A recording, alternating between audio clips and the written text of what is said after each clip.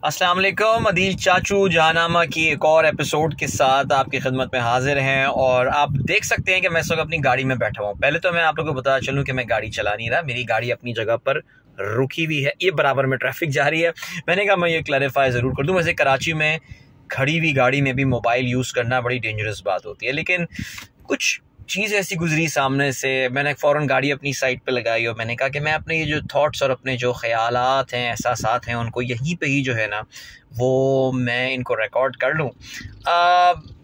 अभी मेरे सामने से जो है ना वो एक ईदी सेंटर की, अब्दुल सत्तार ईदी साहब की एक एम्बुलेंस जो है वो पीछे से उसने सायरन दिया तो हम सब ने उनको जगह दी और वो जो है तेज़ी से अपने, उसमें कोई पेशेंट था गालमन, अल्लाह रहम करे जो भी था उसमें, वो अपनी मंजिल मकसूद की तरफ किसी अस्पताल की तरफ यकीनी तौर से निकल गई होगी।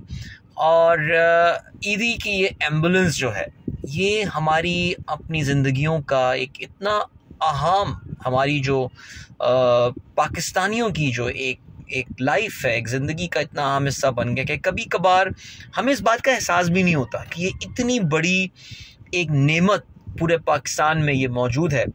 अब्दुल सत्तार ईदी का मैं स्पेसिफ़िकली इसलिए ज़िक्र कर रहा हूँ बिकॉज़ 28 फरवरी को अब्दुल सत्तार ईदी साहब की जो है वो सालगिरह आने वाली है और ईदी साहब अगर ज़िंदा होते तो इस 28 फरवरी को वो 95 साल के होने वाले होते। उनके इंतकाल को तकरीबन 7 साल का अरसा गुजर गया और आज भी ये सोच के ऐसा लगता है कि जैसे वो आज भी हमारे दरमियान हैं। वो जो अपनी एक पूरी एक तंजीम छोड़ के गए हैं, क्या ज़बरदस्त तरीके से वो आज भी चल रही है।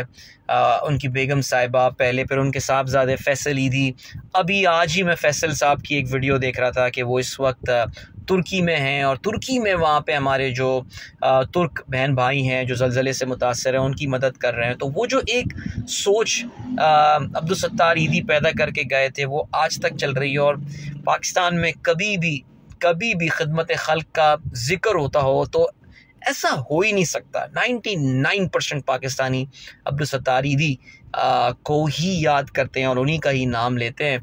और मेरी अपनी ज़ाती ज़िंदगी में अगर बात करूँ, मेरे वालिद साहब का इंतकाल पाकिस्तान से बाहर हुआ था, वो एक फ़्लाइट पर थे और जब अब्बू आए थे, उनकी जब बॉडी आई थी वापस PIA की फ़्लाइट से, सो पहली जगह जहाँ पे उनकी बॉडी को हमने ले जाके रखा था वो भी ईदी सेंटर का मुर्दा खाना ही था। बिकॉज़ आपको पता है कि हमारी बदकिस्मती से ये ऐसी ऑर्गेनाइजेशंस, इसलिए ऐसी तंजीमों की ज़रूरत ही इसलिए होती है बिकॉज़ सरकार ये काम नहीं कर पा रही होती। अब तो बहरहाल 11 22 ये सब आ गई, लेकिन क्या इनका मुकाबला अभी भी ईदी साहब की इस दुनिया की सबसे बड़ी प्राइवेट एम्बुलेंस फाउंडेशन से है? नहीं।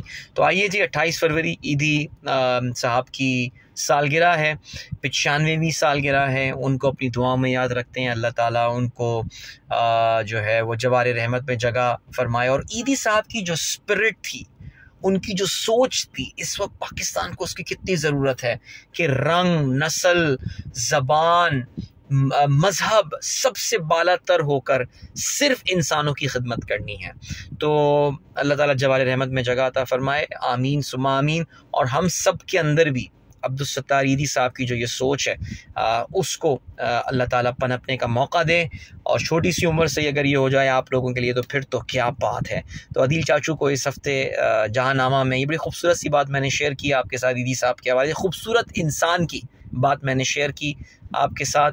इंशाअल्लाह अगले हफ़्ते एक बार फिर आपकी खिदमत में आऊँगा एक नया टॉपिक, एक नया मौजू लेकर। तब तक के लिए अल्लाह हाफ़िज़।